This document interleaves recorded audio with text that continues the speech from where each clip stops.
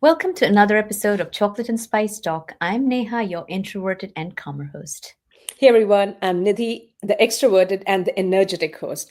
Today we are joined by somebody very special, our sister in law, Shipra Singh. Shipra, along with a business partner, founded Sustainable Love, a sustainable goods company. So grab your coffee and get ready for an honest, inspiring conversation about sustainable entrepreneurship, motherhood, and making a difference. Welcome to the podcast, Shipra. We have an intro tradition where we ask our guests to share something about their personality. For example, are you introverted, extroverted, or something else? How would you describe yourself? I actually looked up a word which is between introvert and extrovert, and it's ambivert.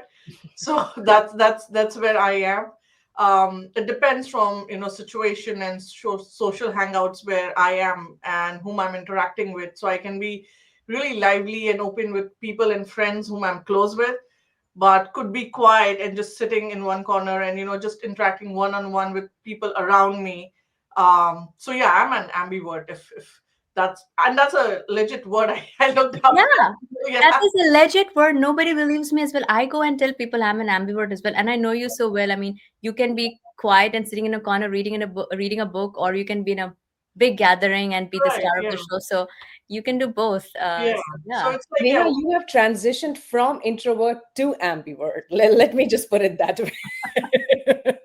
yeah. No, I was an extrovert and I transitioned to ambivert. oh, That's what I feel, and I think that's over the due time. When you realize and understand a lot of things, and you understand where you have to spend your energy and when you have to conserve them. So that's where it is. Me being ambivert at every gathering. So yeah. that's amazing. So of course we are here to talk about your beautiful company, Sustainable Love. So I have always wondered, like you and I've chatted a bunch about it, but how did you start it? Like what sparked the idea? So with me and my business partner Ruchi, we both our mothers, full time working, and we were just one Sunday afternoon just casually chatting. This is not something meaningful that we are doing. We want to do something more where we can contribute to the community where we are from, and her sister has been doing this business back in Bangalore for the past 7 years since COVID started. So she wanted her products to reach here in US, and she was already seeing a huge demand for it. And I said, Ruchi, if that is the case, we have a product which is already vetted for 7 years, and your sister is behind it. I've seen the product and I've used it before. So I knew how steady and how reusable and how amazing it was. So I was like, let's do this. And she's a woman. She herself goes to villages, picks up those ropes from women artisans over there. They make the ropes, and then she hand makes them, and she has few women workers who help her making the bulk orders and everything. So I'm like, let's do this. Let's help her, and let's help everyone who is associated with her, and let's both reach our goals over here. And that's how it just started. The idea of doing something to help our community back in any way we can. So this is how we started Sustainable Love. Yeah. And some of the best ideas are sparked from, a desire to do something beyond our usual lives and trying to help somebody. So kudos to you and your partner. Yeah. And the word sustainable gets thrown around a lot. So, what did it mean to you and Ruchi? And what misconceptions did you encounter usually in your path? So, sustainable is a very simple thing, something that can be used over a period of time. You can reuse it. It often is mistaken with organic. It's not. It's sustainable. It's the longevity of something that you're using and reusing for the purpose. In today's fast-paced fashion world, we have seasonal clothes, seasonal wear. Everything goes in few months and then out. So, sustainability with our product is you can wash them and then they are brand new again and then reuse it. Any of our products, we say that. And that is the reason because I've been using a simple basket for past 2 years, and every time it gets dirty, I just wash it and it looks brand new and then I'm using it. So it's the continuity and reusing of the same product again and again rather than spending every few months or in a year to buy, some trinkets or anything. It's just saving over consumerism and helping the nature survive more with reusing our products which are existing and handmade with love. So that's sustainability. It's simply reusing your existing products that you have for the longest period of time. That is so beautifully put, right? That is really, and you're so right that people sometimes mistake sustainable for organic. And there was for a very long time, even I did not know the difference between sustainable and organic. But in the last couple of years, when I was leaning more towards understanding it, thanks to Neha, I think I got more into details. So, how do you usually educate your customers about what makes something truly sustainable? It's simple. Being a mother, we all know how important it is to clean something. Like even when we buy clothes or anything, we are like, oh, is this stuff washable? Am I getting a marker where I can remove the stains? Anything that can be used again and again for a parent, it's very important. So our products are mostly fashion and household. So if we have a basket or if we have a table runner or mats, being a parent, I know how much it is important for that mat to be clean. And we can't just like have paper mats and use them and keep throwing them. So here is where sustainability comes in. You take a mat which is made of sustainable cotton or jute ropes, and you can actually wash them or wet dry them and just like hang out and dry and then reuse it. So that convenience of using it for the longest time of period rather than spending money, again and again, ordering the same thing is saving you a lot. So when a customer comes to us and they are like, oh, can it be washed? Of course it can be washed. Go ahead with it. We have a basket, throw in your yarns, wash it again and then reuse it. So the longevity of it, with the price that we are selling, is our main thought behind sustainable love. Is like sustainability should be affordable. Usually when we go for a sustainable products, they are super expensive, and then we give it two thoughts. Oh, why am I spending so much on this? When I can buy something for half the price of this. So that is, again, we tell our customers that we are selling this at a price where any branded store you go and it will be doubled or tripled, but we are selling you at one fourth. And the reason that is because we can afford, and you should use this because you can reuse it multiple times. So this is the our way of letting people know that you can be part of the sustainable journey. It doesn't have to be expensive, it doesn't have to be branded, but it's the same thing you can use. So yeah. Yeah. And the other beautiful thing about your products, since I've seen them, is that they're very tactile, right? Like you're using jute, you can feel it, you can touch it, and it gives you a different sense of, belonging, particularly because they're handmade by artisans in India. And going into the, like how you actually built your business. So you mentioned you have somebody in India who's been supporting, and she reaches out to folks in different villages who actually build this. I was wondering, did you have any experience in this industry before, or did you have to learn? Not at all. Not at all. It's like it was a leap of faith. Okay. There was no experience, nothing. I am in telecom engineering. My business partner is into finance, and it's just that we are friends, longtime friends. We both don't. We have zero experience in this, but the only thing we had was vision. As mothers, we are amazing at time management and having flexibility, making plans, doing things when needed. Pulling a bunny out of a hat, anything. So this was just like when we were talking about it, we are like, my our thought process was we already have a product. We don't have to research on that. What we have to do is establish this product over here. So that was the reason why this just started. We didn't have a research to do back in India, but we did a lot over here. And I know you have questions further, why like market places and not online. This was one reason, because with this product we wanted to understand what people feel over here looking at the product, because here in US it's either you go to a store, you buy it, or you do it online now. But understanding what they think of this handmade product, how they gauge it, the pricing, the color, the feel, it was very important for us to understand what everyone thinks about it. So basically, this was a market research for us before we come up with the final design, the color, the taste. The coastal areas have a different color preference. The eastern coast has a different color preference. Similarly, southern has a different, texture and color preference. So this is what we realized in the 2 years of the pop-ups and vendor shops that we have done, and it has been very helpful to us because that's how we design a product. We tell it back in India, this is what we want, this is the color, this is the design. There's a lot of back and forth in that, and we are coming up finally with what products hits the most in the market. So yeah. Yeah, Wow. it's been a long journey. Oh, go ahead, sorry. No, I was going, so that is what you do in your events and pop-up, right? So you get like real-time feedback from the customers and you kind of understand what the taste is like, how much are they ready to spend, and how much do they understand sustainability. So Right. I'm assuming farmers market that you go to, or you are a vendor there, that helps you a lot. That helps. And I remember last year was the first time in May we did a first ever pop up in a church. And we went completely unprepared. We just like took our stuff, our products, and we just placed it on the table. We even didn't know how to style it. We were that new.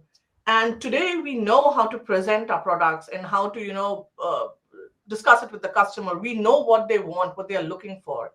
So back then, when we did our first pop up, the amount of sale we made, we were like, people want this. They're not getting it at this price. So we have a chance over here. The only thing is we have to figure out how we scale it.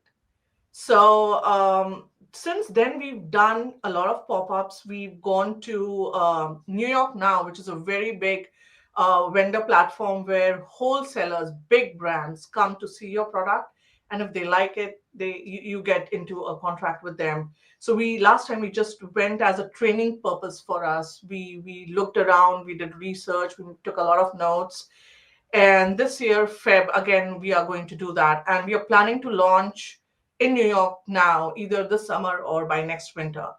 So this time will give us, we have plans to do rebranding, marketing, how you show your product, and reach out to the businesses with what they are liking with the products that we have so far. So yeah. Wow, that is so exciting. I'm so excited about that. But all of this, like a small business journey, I'm pretty sure that has so many tough parts. And what has been your biggest struggle in building sustainable love?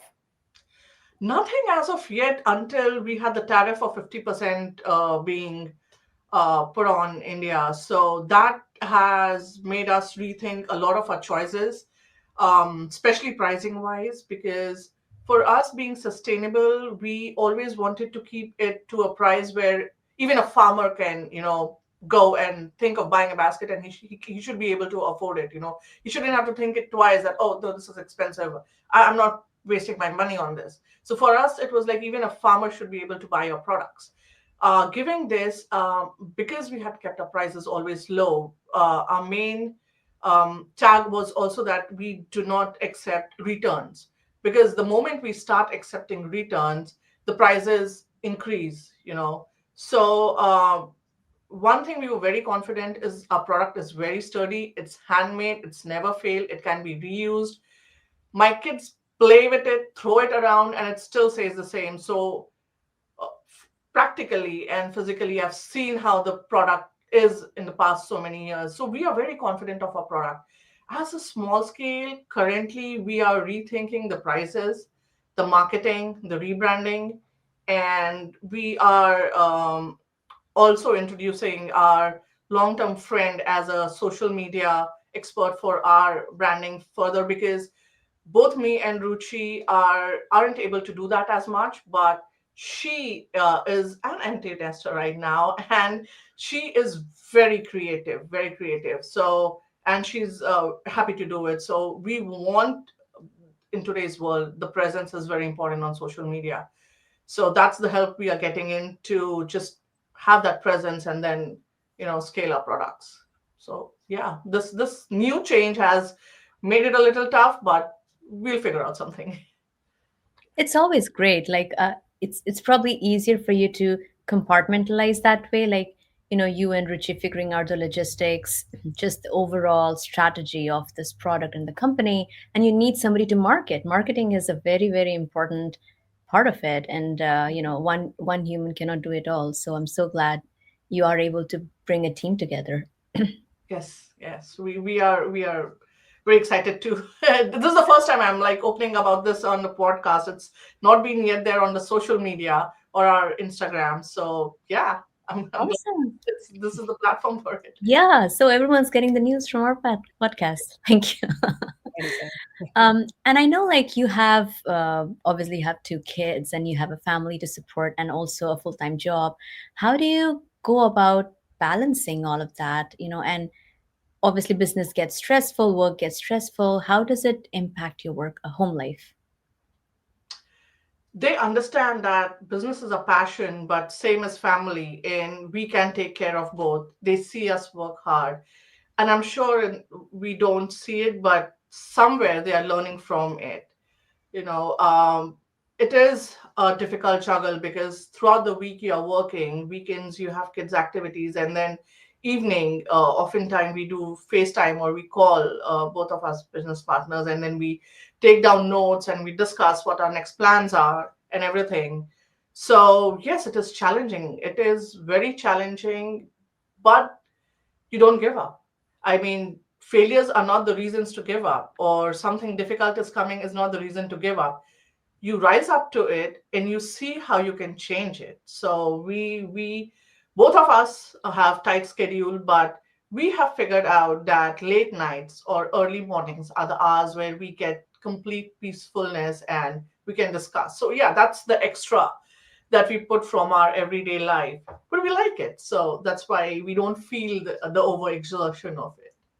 Oh, that's beautiful. And you are so right that kids learn from it. Like Vikram, my son, 6-year-old, and he knows on the weekend I record podcasts, and that does take away a couple of hours from, me and him time or our baking time or, some of the activities. But he understands it's important to me. So he's Yeah, like, oh, Mama, I'll be quiet in the other room. Why yeah, don't you finish your podcast and then we'll do something else? So he appreciates it and he yes. respects it. So I'm very proud that he sees this. This is something that Mama enjoys, and he gives me my time, so he's learning. And yeah, you're absolutely right. I think it does make kids also more resilient and respectful towards us.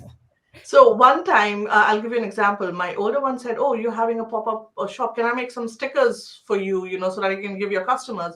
So she took out the pulley printers and she made very motivational stickers, and she cut them out and she gave me, and I kept it in a trinket. And every customer who came, I would just like hand out to them, and they would be like, "Oh my God, this is so motivational. This is so nice."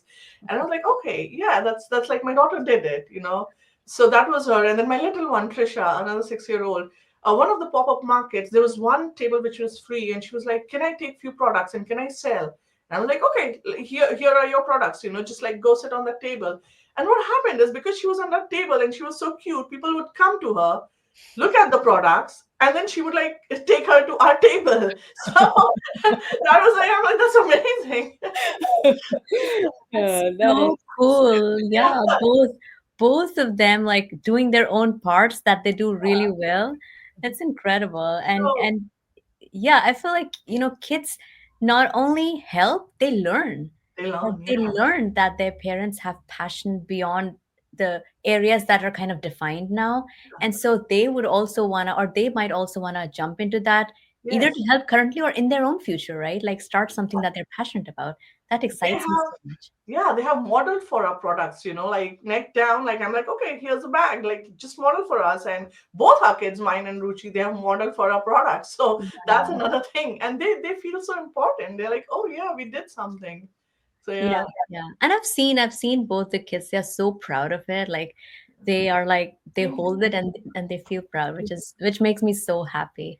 All right. So one of the other questions that I have is, a lot of folks, especially our listeners, may want to start business or may want to try something that they're passionate about, but most of us are very scared to start because we are worried about what society is gonna say. Sometimes we're worried about our own selves because we're not confident about it. And how did, like, first of all, did you face any such challenges? And if you did, how did you overcome it? And what would you have wished you had known before starting? Before starting anything, you wish to know everything, because when we started, now being 2 years here, we wish someone knew, told us like when we you have to pay a business tax, because that is usually a month before the regular tax date that happens. And this year we realized that we had to pay a fine, a huge fine, because we were a month late. So there are a lot of things that you wish you knew, but it's a journey, and you learn from your mistakes, and you'll come up strong, after doing these mistakes. um Again, being moms, we are already an entrepreneurs at our end. I'm telling you, we do time management, we have excellent interpersonal skills, we can chat with anyone, we can multitask a lot of things, and business is just one bit of it. We just have to be determined about the end that we want to see. We should be futuristic about what we want. That's the most important thing. Between now and then, there'll be a lot coming in, but the future, the final vision that you have, nothing should deter you from that. And between here and that future is just a learning curve.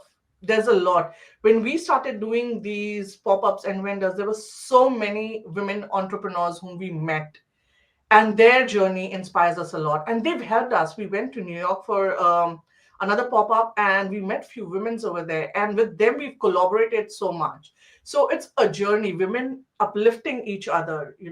There's a whole village out there. If you go and open up, you'll see there's so many people right there with their open arms, ready to help you out. There are so many opportunities and brands already there for South Asian women especially. That's what we realized. And they help you feature your brand, they help you plan, they help you with your what do you say what do you Yeah. say uh, putting it in front of Yeah, Exposure. marketing behind. pitching, sorry, yeah. Okay. All right. Yeah, so there are brands which help you pitching in front of major brands like Whole Foods or Costco, and we've seen that. So yes, you just have to have determination and a final goal, and between that, it's a journey that you'll take it. You'll just take it, and you'll have your village. The village is always there. You'll find your people. That's it. Yeah, that positive hope. That is beautiful. And I love the part that you mentioned about community, how moms come together and how community comes together. And you would not think the strangers would really do something for you. Like, why will they spend the time and energy for somebody who they barely know?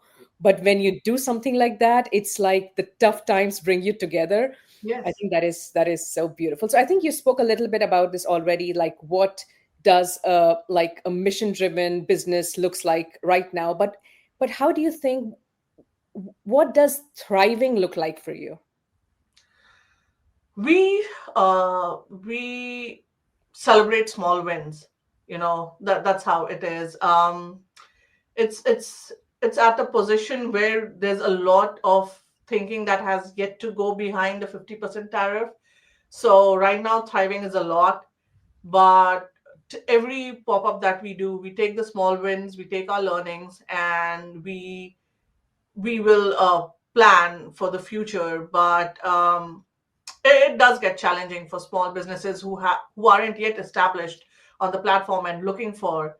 But to look at it as a positive way, before we started, we got this news. So now for the future, for the next 4 years, we know what is to be planned, and we can be already prepared for it.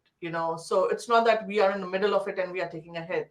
So we yet have to start the journey online to scaling, and we can plan accordingly. So yes, there's a lot, but we take our small wins and happy with it. Yeah, that's true. And you already said that you don't want to compete with the fast fashion. Your whole goal is sustainable, like sustainability, and how do you offer longevity to a product. But in this world, how do you feel that you can compete with the fast fashion and the mass produced goods? It's you have to walk along with them. Like competition will kill us. Like if we think of it as a competition, that if we are competing the big brands, it will demotivate us. What I see it as, I have to walk along the path and I have to go ahead. That's how I see it, so that it doesn't demotivate me. What I see, and I've realized in this 2 years, is that fashion industry is fast paced, changing every 3 months, every 6 months. You see Milan, you see New York Fashion Week, or you see Paris. They have so much every year. They have a color theme. This year it was yellow. So we are realizing that, that is what people are buying. That is what they look at. So now we have started looking at the trend, but we don't want to completely remove our focus from our products, which we want. We are targeting a certain clientele who wants to take it to a farmer's store, who wants to take it to the beach, who wants to take it to just a play date and not think of it getting dirty. Just spend your money, use it as much as you want, and reuse it, keep using it. So our clientele, which we are thinking in this fast fashion paced industry, is a day-to-day woman or a day-to-day household who will have our products. So that's how we are looking at it, at this fast consumerism in America. Yeah, and it is not zero or one. Like it's not either or, Yeah, right?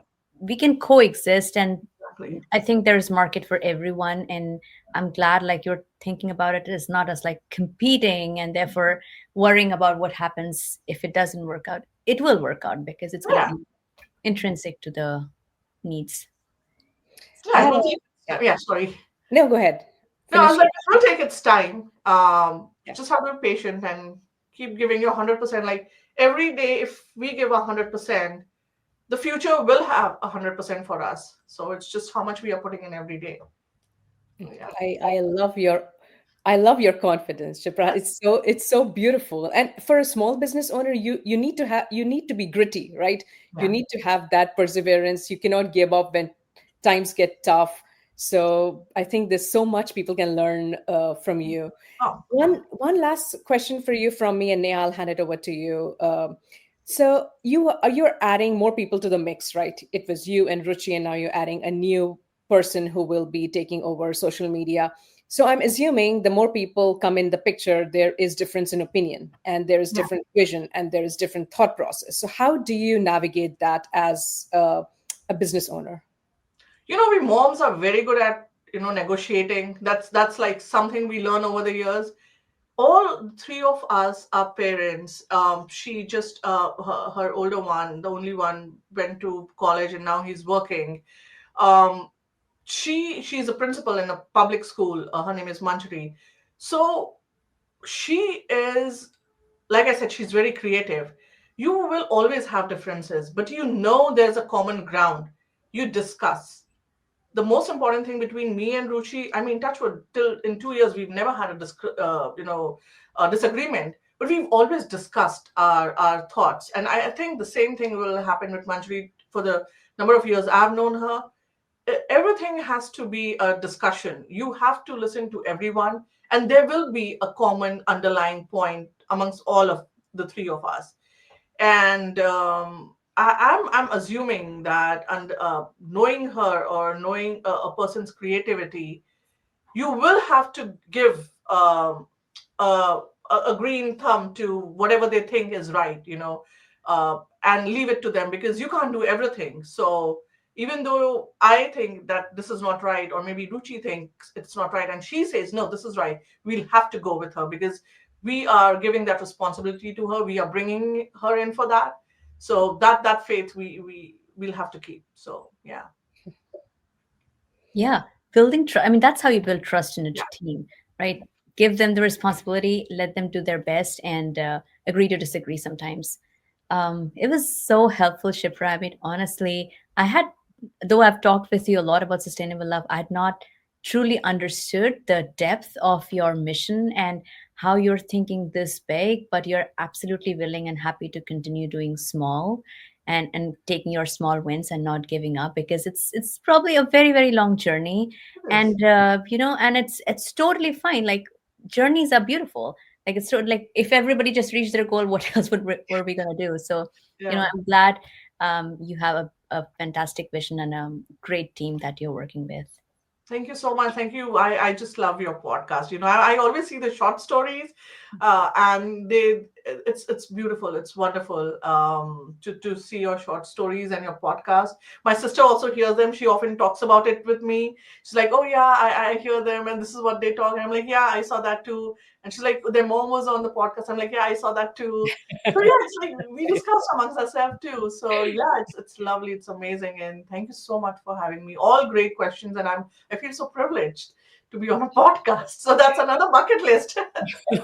Oh So, my Shipra, how can our audience help you? Is there anything you want to tell them, any information that you think they'll be useful to them, or how can they reach out to you? Yes, we are on Instagram and at Sustainable Love 2024. We have our website and everything linked on our Instagram. They can reach out to us. We are slowly launching on Etsy too. And few of our products will be available there, hence our new team members. So all of that. And yes, they can reach out to us, they can email us. We are always ready to reach out to people. There have been so many people who reach out to us and we email them. It's just that we lack showing that on the social media.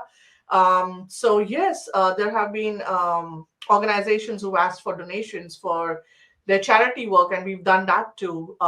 So anything, we are there to support everyone who wants our products or who wants it for the charity or anything. We are here, so just email us or just DM us, and we're happy to help.